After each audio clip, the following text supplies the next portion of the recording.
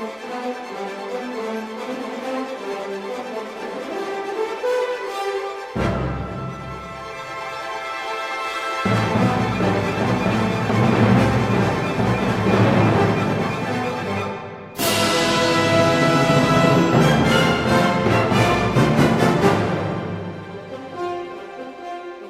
you're hearing right now is one of the 7 movements from English composer Gustav Holst's orchestral suite, The Planets Opus No. 32.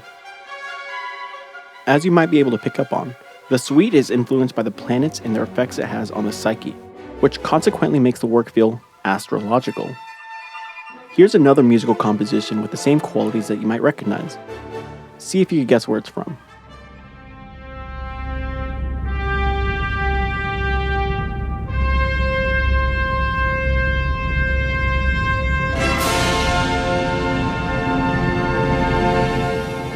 Okay, never seen it? Fair enough. Well, surely you must recognize this one then.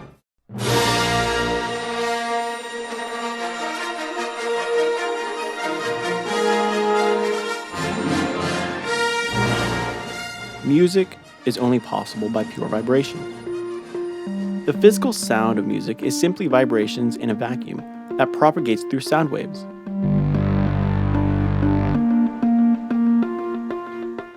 Music, however, has a magnetism element that attracts us to it and is one of the most powerful tools we have for self-expression. Similar to how the previous 3 compositions give the feeling of being in space, certain types of music provoke different emotions. Sometimes music can express emotions of happiness.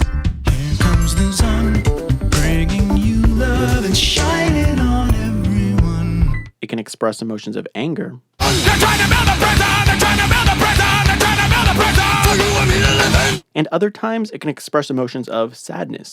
Come under my wings, little bird. Come under. Whether we like to accept it or not, music is manipulative. As humans, we use music in our everyday lives to help regulate, enhance, or diminish undesirable emotional states. And no one quite understands this the same way that filmmakers understand music. Sure, we all use music to mirror our emotions, but have you ever wondered how music can influence your state of mind?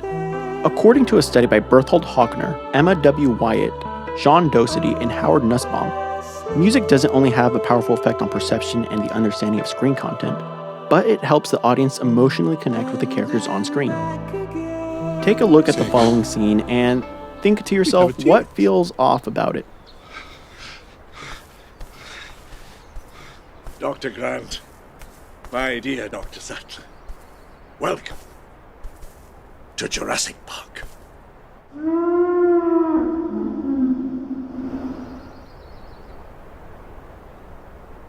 Feels pretty flat, right? Now, let's try this again, but this time with John Williams in the scene. Dr. Grant, my dear Dr. Sattler, welcome to Jurassic Park.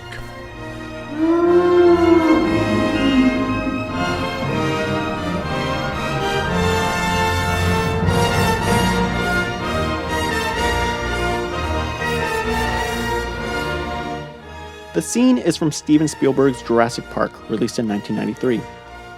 If you're not familiar with the film, this is the first time our characters get their first sightings of real-life dinosaurs.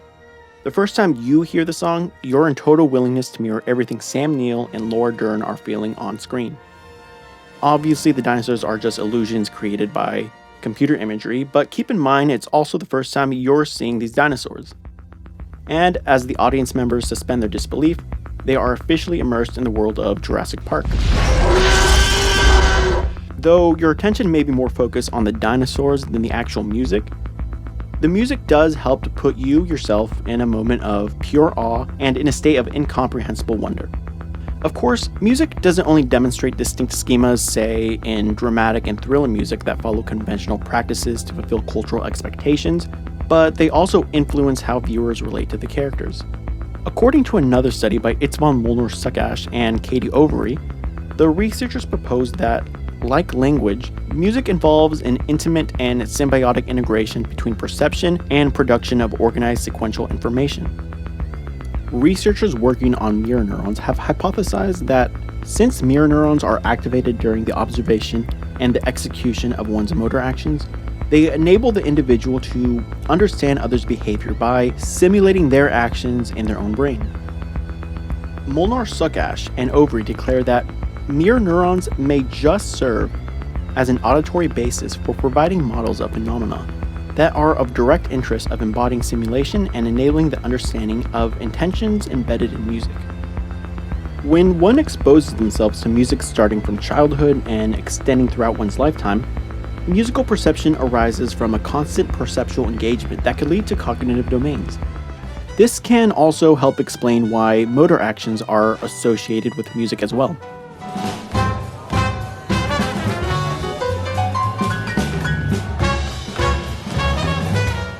So, obviously music can be used to deliberately manipulate the state of mind our brains are in.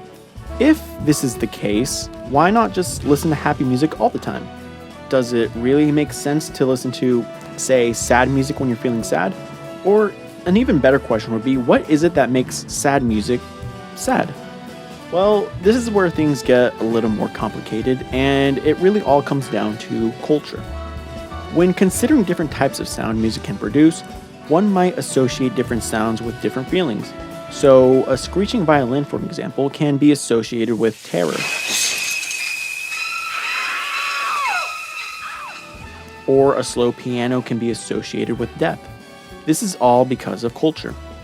In this final study by Ai Kawakami, Kiyoshi Furukawa, Kentaro Katahira, and Kazuo Okanoya, the researchers focused their study with sad music and how the emotional component in sad music is being recognized through our cultural lens.